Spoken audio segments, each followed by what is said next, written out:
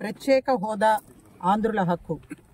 అందులో భాగమే ఈ కడప స్టీల్ ఫ్యాక్టరీ నిర్మాణం. రాష్ట్ర విభజన టైంలో కూడా కడప ఉక్కు ఫ్యాక్టరీ నిర్మాణం జరుగుతుంది అని చెప్పి కేంద్ర ప్రభుత్వం, రాష్ట్ర ప్రభుత్వాలు రెండూ కూడా హామీ ఇచ్చారు. ప్రతిసారి ఎలక్షన్లు వచ్చినప్పుడల్లా కడప ప్రజల ముందుకు కానీ రాష్ట్ర ప్రజల ముందుకు కానీ వచ్చి కడప ఉక్కు ఫ్యాక్టరీ నిర్మాణాన్ని చేపడతాము అని చెప్పి ఇప్పటికీ మోసపూరితమైనటువంటి మాటలు చెప్పి మోడీ గారు, చంద్రబాబు నాయుడు గారు, జగన్మోహన్ రెడ్డి గారు, పవన్ కళ్యాణ్ గారు అందరూ ఇదే మాట ఒకళ్ళ తర్వాత ఒకడు చెప్పినవే చెప్పి రాష్ట్ర ప్రజల్ని మోసం చేస్తానే ఉన్నారు. ఇప్పుడు ఇక్కడ వరకు వచ్చింది నేను ఒక ఎత్తు అయితే, ఇప్పుడే ఒక మన బిడ్డ కనిపించాడు. గ్రాడ్యుయేషన్ అయిపోయింది మేడం, మాకు ఉద్యోగాలు లేవు, వేసినటువంటి శిలాఫలకాలను కూడా అలా పీక్కుపోతా ఉన్నారు, అసలు ఇటువంటి పరిస్థితుల్లో మా భవిష్యత్తు ఏంటి ప్రశ్నార్థకంగా ఉంది అని చెప్పి మాట్లాడుతూ ఉంటే చాలా బాధాకరంగా ఉంది.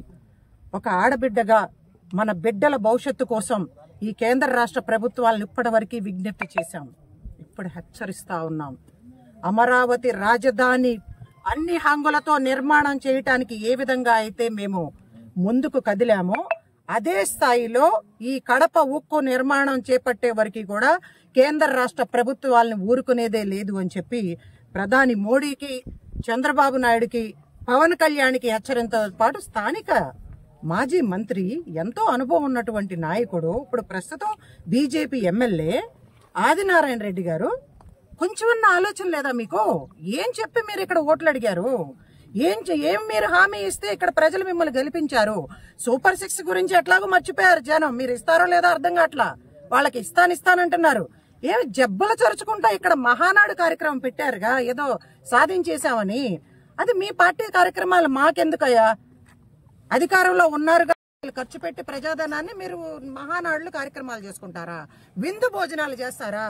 ఇక్కడ ఉన్నటువంటి మన కడప బిడ్డలకి భోజనం లేదయా 3 పూట్ల? అది ఆలోచన చేయండి. కనీసం మహానాడు వేదికగా అయినా సరే కడప స్టీల్ ఫ్యాక్టరీ గురించి గాని, ప్రత్యేక హోదా విభజన హామీల గురించి గాని, ఇతర పోలవరం పూర్తి చేయటం గాని, కేంద్ర ప్రభుత్వాన్ని మెడల వంచైనా సాధించుకుని తీసుకొస్తానని గాని ఆఖరి దశల్లో ఉన్నానన్నాడు కదా చంద్రబాబు నాయుడు గారు.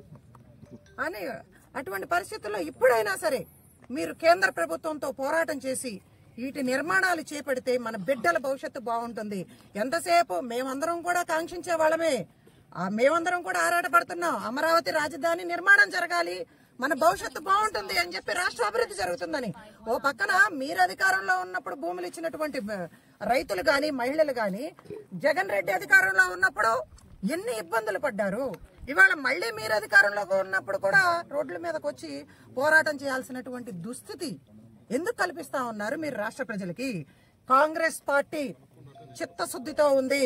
సోనియా గాంధీ గారు, రాహుల్ గాంధీ గారు, మల్లికార్జున ఖర్గే గారు అనేక సందర్భాల్లో పార్లమెంటులో కూడా లేవనెత్తారు. ఆంధ్రప్రదేశ్ కి ప్రత్యేక హోదా విభజన హామీలు అమలు చేస్తేనే రాష్ట్రం అభివృద్ధి జరుగుతుంది, అన్ని పరిశ్రమలు వస్తాయి, అన్ని పూర్తి స్థాయిలో కూడా మన రాష్ట్రం అంతా అభివృద్ధి జరుగుద్ది, వెనకబడిన ప్రాంతాలకు నిధులు కేటాయించాలి, ప్రత్యేక హోదా వస్తేనే పోలవరం పూర్తవుతుంది, రాజధాని నిర్మాణానికి లక్షల కోట్ల రూపాయలు కావాలి, అది కూడా పూర్తి చేసుకోగలుగుతాం, వైజాగ్ స్టీల్ ప్లాంట్ ని అమ్మితే